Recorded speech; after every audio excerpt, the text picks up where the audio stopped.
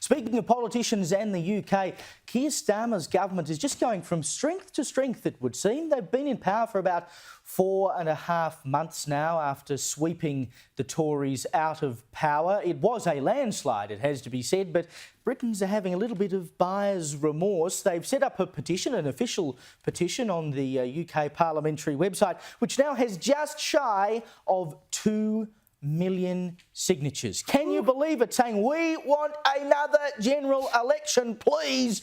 We have had it with this two-tier Keir, or a free gear Keir, as he was called at one point when it came out, all these freebies he was taking. We've had enough of his government. If you look at the recent polling, actually, I mean, bear in mind, 4.5 months they have been in power.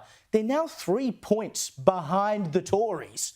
After having 4.5 months ago absolutely swept the country, 70% of Britons now say they are worse off under the Starmer government. And no wonder. I mean, the budget that this government handed down, they jacked up the national insurance contributions that employers have to make. It's similar to income tax. Of course, we told you the story last week about how they're going after farmers in the UK. Family farms will now have to be part of inheritance tax. It is no wonder that people in the UK would be saying, get us the hell out of here. And you can add to that one of the other promises they made, which was, we will close down migrant hotels. Now, you would know, because we've talked about it here, migrants coming across the channel, they come over on boats, much like we were dealing with here about a decade ago. They get into the UK and then they have to be put up somewhere. And they have been put up in hotels to the tune of about £4.2 million a day, and the Starmer government said, we will shut these down.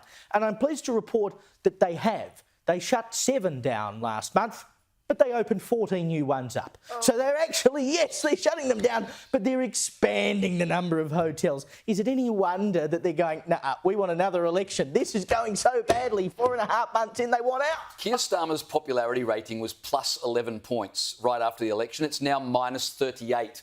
So he's dropped 49 points in 4 months. Caleb mentioned buyer's remorse. It was the lowest voter turnout in 20 years. There's an old adage, what is it?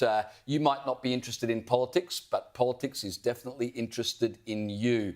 So if you don't turn out to vote, it's no good 4 months later saying, oh, we should have another election so I can make my voice heard. But it reminded me, Sunday just gone was 17 years since Australia decided, you know what, we're a bit bored with John Howard.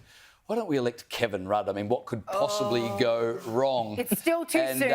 I know, but there's so many parallels with a country, and I know the Tories were horrible, but people elected Keir Starmer, who is much like Stalin lives, but without the personality. Yeah, which is why someone took to the internet to put together this very interesting infographic for you all. They're saying, look, he ticks all the boxes. Persecution of farmers, high taxes, state corruption. The list goes on. And, well, it is gallingly similar. They're not kidding you on. But can I get up that map of where these petition signees are coming from again, because this is really important. As Caleb said, we've currently got under 2 million, just under 2 million. And this petition has only been up for 48 hours. So you can imagine how much bigger this petition is going to get. So if we can just get the map up here, which tells MPs who must be currently quaking in their boots where these petitions are coming from. I imagine there are a lot of nervous backbenchers. This is the people's revolt in the UK, ladies and gentlemen. We are watching it in real time. And if you are an MP sitting in the House of Lords, you are watching that map with great interest, because your constituencies are telling you, we want you the heck out. It's been 4.5 months. We've already had enough. Call another general election. We have lost trust in this government. Do it again. We need a do-over. And you know who would do really well if that actually happened is our mate Nigel Farage, because his party's popularity, Reform UK, has gone from strength to strength. It is literally just skyrocketed in the last 4 months since the election as people have realised the extent of the socialist tyrannical government that they've elected. Well, I said before that Labor is now 3 points behind the Tories. Reform UK is only 6 points behind Labor. Yes. So they're at about, I think they're at 17%.